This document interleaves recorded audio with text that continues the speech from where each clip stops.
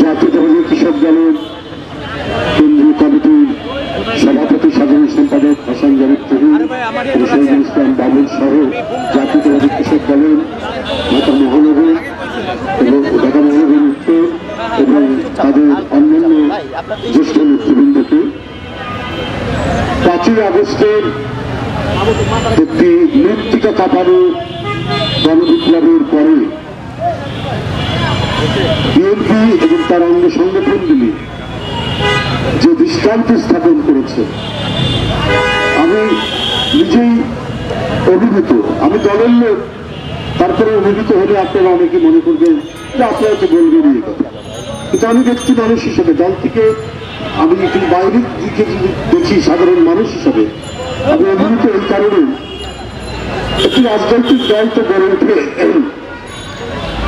জনস্বার্থকে কেন্দ্র করে জনস্বার্থের পক্ষে অবস্থান নেওয়ার জন্য। 5ই আগস্টের পর অন্তর্বর্তীকালীন সরকার যখন গঠিত হয়েছে, অন্তর্বর্তীকালীন সরকার চেষ্টা করছে, আমরা সরকারের নানা বিষয়ের সমালোচনাও করছি। এর মানে এই নয় যে আমরা সরকারের বিরুদ্ধাচারণ করছি, পতনের কথা বলছি। আমরা অন্তর্বর্তীকালীন সরকার বিপ্লবের মধ্যে দিয়ে তৈরি করা, কিন্তু মানুষের প্রত্যাশাগুলো তো পূরণ করতে হবে এই সরকার, এবং সেই প্রত্যাশা পূরণে যদি ঘাটতি থাকে তাহলে গণতন্ত্রকামী রাজনৈতিক দলগুলো জনগণের স্বার্থের কথা চিন্তা করে কথা বলবে, কর্মসূচি গ্রহণ করবে। এটা অত্যন্ত সত্য কথা যে নিত্য প্রয়োজনীয় জিনিস, বিশেষ করে খাদ্যপণ্যের দাম কোনোভাবেই কমাতে পারছে না সরকার। আমরা দলের পক্ষ থেকে বলেছি যে আপনারা মার্কেট ইন্টারভেনশন করুন, সিন্ডিকেট বাসদেরকে ধরুন, যারা আগে থেকে সিন্ডিকেট করে আছে তারা দুষ্ট চক্র বিভিন্ন জায়গায় তাদের সাথে হাত মিলিয়ে এই কাজটি করে, তাদেরকে ব্যাপকভাবে আইনের আওতায় নিয়ে আসে। দেখবেন যে স্বয়ংক্রিয়ভাবে জিনিসপত্রের দাম কমবে। মাঠে উৎপাদিত পণ্য দ্রুত বাজারে নিয়ে আসার জন্য এবং এখানে মধ্যস্বত্ব ভোগীরা যাতে কোনো ধরনের হস্তক্ষেপ করতে না পারে, তাদের কালো হাত যাতে প্রসারিত হতে না পারে, এই কারণে মধ্যস্বত্ব ভোগীদেরকে আপনি চিহ্নিত করুন, তাদেরকে আপনারা আইনের আওতায় আনুন। রাস্তার বড় বড় চাঁদাবাজদেরকে আপনারা ধরুন। অনেক সময় পুলিশ ট্রাক থামিয়ে খাদ্যপণ্যের ট্রাক থামিয়ে চাঁদা আদায় করে, এগুলো বন্ধ করুন। দেখবেন যে জিনিসপত্রের দাম এমনি কমছে।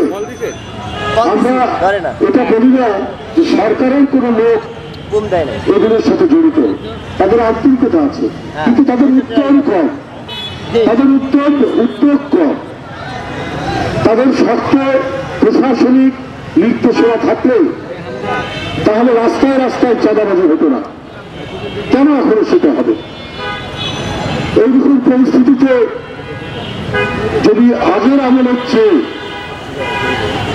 এই আমল মানুষ যদি স্বস্তি এবং শান্তিতে না থাকতে পারে তাহলে মানুষ হতাশ হবে।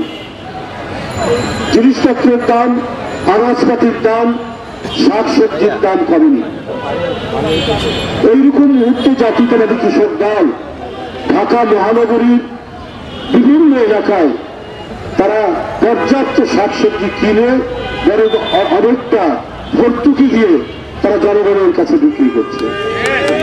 এইটাই হচ্ছে গণভিত্তিক রাজনৈতিক দলের বৈশিষ্ট্য, যেটা তুহিন এবং বাবুলের নেতৃত্বে কৃষক দল করছে। আমি দুইটিকে আজকে নিয়ে তাদের 2টি কর্মসূচিতে থাকলাম। এটা আজকের কম্বল বিতরণ ওরা না করলেও পারে, কৃষক দলের আছে কাজ দেয়, কিন্তু কৃষক দলের টার্গেট তো জনগণ, দুঃখী মানুষ, দরিদ্র মানুষ, দুঃখী দরিদ্র মানুষ। শীত এবার আগাম শীত পড়েছে এবং এর তীব্রতা অনেক বেশি। এই তীব্রতা বেশি বলে তারা যে আজকে শীত বস্ত্র বিতরণ, কম্বল বিতরণের কর্মসূচি নিয়েছে, এটা আমি মনে করি জনগণের সপক্ষে জনগণের কল্যাণ চিন্তা করে তারা এই কাজটি করেছে। সুতরাং তারা কেউ বসে নেই। বিএনপির কোনো অঙ্গ সংগঠন, বিশেষ করে জাতীয়তাবাদী কৃষক দল, আপনারা সামনে বলি যে কৃষক দলের যে মূল দায়িত্ব কৃষির উন্নয়ন করা। মাত্র 4-5 দিন আগে বাংলাদেশের একবারে প্রত্যন্ত উত্তরাঞ্চলের একবারে নদীর চরের মধ্যে তারা হাইব্রিড মরিচ উৎপাদনে, অর্থাৎ যে জমিতে 1 মণ মরিচ উৎপাদন হয় সেই জমিতে যদি 5 মণ মরিচ উৎপাদন করা যায়, সেই বগুড়া থেকে চারা নিয়ে গিয়ে কুড়িগ্রামে তারা দিয়ে এসেছে। তো এটাই তো কৃষক দলের কাজ, এটাই রাজনৈতিক দলের কাজ।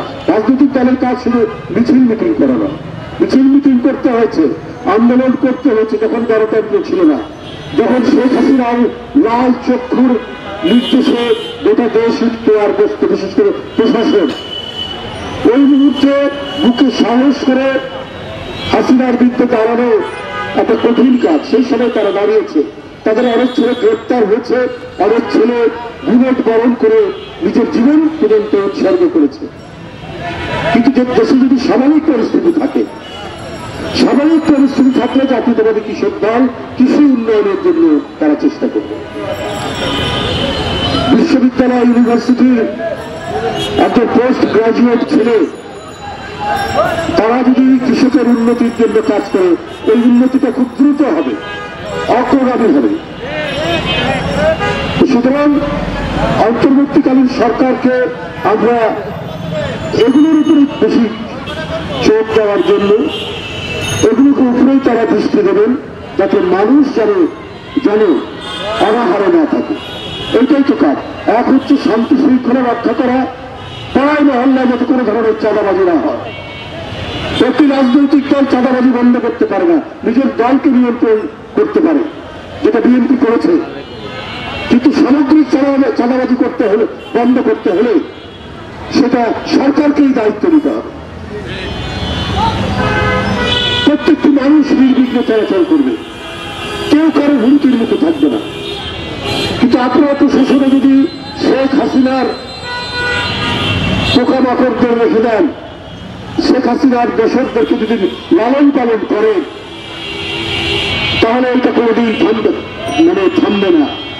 অনাচার সমাজে হলে সমাজের মধ্যে নানা ধরনের দুষ্ট খাত তৈরি হবে। আপনি নারায়ণগঞ্জের যে এসপি, যার নির্দেশে গুলিতে যুবদলের স্বয়ং মারা গেছে, যে সিএনজি চালক ছিল, আপনি সেই এসপিকে যদি ঢাকার ডিসি হেডকোয়ার্টার বানান, তাহলে আপনি সমাজ থেকে কিভাবে চাঁদাবাজি বন্ধ করবেন, কিভাবে খুনাখুনি বন্ধ করবেন, কিভাবে হানাহানি বন্ধ করবেন? আমি অন্তর্বর্তীকালীন সরকার, আপনাদের সুফি হওয়ার দরকার নেই, আপনাদের সাধক হওয়ার দরকার নেই। আপনারা দেখুন যে অন্যায় করেছে তাকে গ্রেপ্তার করুন, তাকে থানায় দিন, আইনের কাছে সুপর্দ করুন, আপনার পুলিশকে তাই বলুন। আর যে পুলিশ অফিসার কারণে রক্তাক্ত হয়েছে তাকে ভালো পোস্টিং দিলে পরে আপনি কোনোদিনও আইনের শাসন প্রতিষ্ঠিত করতে পারবেন না। যার নির্দেশে বিরোধী দলের একজন নেতা, যুবদল নেতা আছে, সিএনজি চালাতো একজন শ্রমিক, সে হত্যা হয়ে গেল। আপনি সেই পুলিশ অফিসারকে যদি ঢাকায় নিয়ে এসে প্রমোশন দেন, ভালো পোস্টিং দেন, তাহলে আপনি কিসের প্রশাসন চালাবেন? আর আপনার একজন উপদেষ্টা বলেন যে 50 বছর কিছু করতে পারেনি রাজনৈতিক দলগুলো, আমরা করছি। এইটা আমি মনে করি এক ধরনের অহংবোধের অভিব্যক্তি। এটা একটা অহংবোধের অভিব্যক্তি। 71 কার সৃষ্টি, যুদ্ধ কার সৃষ্টি, যুদ্ধের বিজয় কাদের?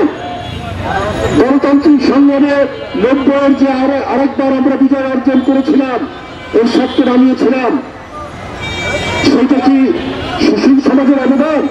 হ্যাঁ, সুশীল সমাজ সমর্থন করেছে ছাত্রদের এই আন্দোলন, রাজনীতিবিদদের এই আন্দোলন। কিন্তু পৃথিবীর, আমি কালকেও বলেছি, আজকেও বলি, পৃথিবীর যে কোনো সংস্কার, গণতান্ত্রিক সংস্কার এবং একটি রাষ্ট্রকে অগ্রগতির পথে নিয়ে যাওয়ার যে সংস্কার, এই সংস্কার তো মনীষীরা চিন্তা করেছেন। সেই চিন্তাটা যখন সাধারণ মানুষকে আপ্লুত করেছে, রাজনৈতিক দলগুলো সেটা বাস্তবায়ন করেছে, পার্লামেন্টের মধ্যে সেই আইন হয়েছে। আমি গতকালই বলেছি, সেই 800 বছর আগে ইংল্যান্ডে প্রথম অধিকারের যে আইন, ম্যাগনা কার্টা, 1253 সালে, এটা তো তৎকালীন রাজনীতিবিদদের তাদের অবদান। সেই সময় যারা এই অধিকারের জন্য লড়াই করেছিলেন, লর্ডরা, তাদের অবদান। এরপর শতাব্দীর পর শতাব্দীতে নানা সংস্কার হয়েছে। মেয়েরা ভোটাধিকার পেয়েছে 20 শতাব্দীতে। এখন 20 শতাব্দীতে কেউ যদি জোর করে বলতেন তো ব্রিটেনের পার্লামেন্ট বন্ধ থাকবে, আগে মেয়েদের ভোটাধিকার সংস্কার করে নেই, আজকে অমুক জিনিসটা সংস্কার করে নেই, তারপরে পার্লামেন্ট চলবে, তারপরে ইলেকশন হবে, এটা কি হয়েছে? কখনোই হয়নি। আমরা যেসব দেশ, উন্নত গণতান্ত্রিক দেশ, ইংল্যান্ড, আমেরিকা, কানাডা, পশ্চিম ইউরোপ, সেটা তো রাজনৈতিক বিপ্লব, রাজনৈতিক আন্দোলনের মধ্যে দিয়ে যেটা মানুষের জন্য কল্যাণ ধর্মী সেই সমস্ত আইন, সেই সমস্ত রিফরমেশন, দরিদ্র আইন করা হয়েছে সে রানী এলিজাবেথের সময়। এই ধরনের নানা পার্লামেন্টের অ্যাক্ট হয়েছে, কিন্তু পার্লামেন্ট বন্ধ করে নয়, রাজনীতিবিদদেরকে অনুসরণ দিয়ে নয়। আমি মাননীয় উপদেষ্টাকে বলবো, আপনার এই সমস্ত কথাবার্তা সেই মঈনুদ্দিন ফখরুদ্দিনরা যেভাবে করেছেন, সেই করার, তাদের যে করার, তাদেরই আমরা আরেকটা পুনরুজ্জীবন দেখছি, একটা রিপিটিশন দেখছি। বন্ধুরা আমার, এইটা হতে পারে না। বরং শেখ হাসিনা, মঈনুদ্দিন ফখরুদ্দিনের সেই তথাকথিত সংস্কারের ফলে শেখ হাসিনার মতো একজন ডিক্টেটর, একজন কর্তৃত্ববাদী, একজন ফ্যাসিস্ট, যে গণতন্ত্রের সকল প্রতিষ্ঠানগুলোকে ধ্বংস করে দিয়ে একটা সাম্রাজ্যের শাসন জারি করেছিল, তার বিরুদ্ধে কথা বললেই হয় জেলখানা, না হলে তার লাশ পড়ে থাকতো রাস্তাঘাট, নদী, নালা, যে কোনো জায়গায়। এটা তো আমরা দেখেছি সেই সংস্কারের ফল। তো আপনারা যদি প্রকৃতি সংস্কার করেন, প্রকৃতি সংস্কার করলে তো নির্বাচন এবং গণতন্ত্রের যে অপরিহার্য উপাদানগুলো, আইনের শাসন ইত্যাদিগুলোতে আপনার বিলম্ব হওয়ার কথা নয়, এগুলো প্রতিষ্ঠিত করা। বরং আপনারা এই কয়েক মাসের কাজের মধ্যে দিয়ে আপনার বিচার বিভাগের স্বাধীনতা এবং আইনের শাসন, এটাকে আপনারা নিশ্চিত করতে পারতেন। হ্যাঁ, আমি বলছি যে অগ্রগতি একেবারে হয়নি তা না, আমরা বক্তৃতা করে বাসায় ফিরে যেতে পারি, আমাদেরকে পুলিশ ধরবে না, এইটা মনে হয় গোয়েন্দা পুলিশ রাস্তার মধ্যে আমাদেরকে আটকে না, এটা হয়েছে। কিন্তু এটা এই ধরনের কিছু সংস্কারের কথা আপনারা বলে, সেটা যারা আসবেন সামনে, জনগণের ভোটে যারা ক্ষমতা আসবেন, তাদের কাছে সেটা আপনার দিয়ে যান। এর জন্য যদি আপনারা দীর্ঘদিন, দীর্ঘ সময়, এবং রাজনীতিবিদরা কিছুই করেনি, 50 বছর কিছুই করতে পারেনি, এই ধরনের অহংবাদের প্রতি যদি আপনারা অভিব্যক্তি ঘটান, তাহলে কিন্তু মানুষ ক্রমান্বয়ে আপনাদের প্রতি এখন যে ভালোবাসা আছে, সেই ভালোবাসা হ্রাস পেতে থাকবে এবং মনে করবে আপনারা অসৎ উদ্দেশ্য নিয়ে কোনো কাজ করছেন। আপনারা সত্যিকার অর্থে জনগণের যে অধিকার, ভোটিং রাইট, যেটা শেখ হাসিনা 15 বছরে একেবারে নিরুদ্দেশ করে দিয়েছিলেন, সেই ভোটিং রাইটসটা আপনারা হয়তো ঠিক মতো দিতে চান না। এই ধরনের আশঙ্কা মানুষের মধ্যে তৈরি হবে। মানুষের মধ্যে এই আস্থা তৈরি করুন যে আপনারা অতি তাড়াতাড়ি যেটা করবেন সেটা হচ্ছে নির্বিঘ্নে মানুষ যাতে ভোট দিতে পারে, ইনক্লুসিভ ভোট, সর্বজন গ্রাহ্য ভোট যাতে দিতে পারে, নির্বাচন হতে পারে, সেই আশাবাদ মানুষের কাছে আপনারা তুলে ধরুন। সেই চেষ্টা, সেই সংস্কার করুন, অতি দ্রুত করুন, এটাই মানুষ চাইবে। এবং প্রশাসনে এখনো যে কালো ভূতগুলো আছে, যে দোষররা আছে, যারা যে কোনো মুহূর্তে আপনাদেরকে এবং পরবর্তী পর্যায়ে গণতান্ত্রিক সরকার প্রতিষ্ঠা হলে যারা নানাভাবে বিনষ্ট করার চেষ্টা করবে, তাদের তো প্রাথমিক দায়িত্ব ছিল তাদেরকে আইনের আওতায় নিয়ে আসা। তা না নিয়ে এসে আপনারা যদি ভালো পোস্টিং দেন, পদোন্নতি দেন, এটাও কিন্তু মানুষ ভালো চোখে দেখবে না। যাই হোক, আমি আর বক্তব্য দীর্ঘায়িত করবো না। অনেকক্ষণ ধরে অপেক্ষা করছেন জাতীয়তাবাদী কৃষক দলের নেতৃবৃন্দ। আজকে তাদের শীতবস্ত্র বিতরণের এই অনুষ্ঠানটিকে আমি আন্তরিকভাবে তাদের প্রতি আমি সহযোগিতা এবং তাদের প্রতি সংহতি জানাচ্ছি। তাদের এই ধরনের কাজের ধারা আরো অগ্রগতি লাভ করবে, আরো ত্বরান্বিত হবে, এই আশাবাদ ব্যক্ত করে আমার বক্তব্য শেষ করছি। ধন্যবাদ।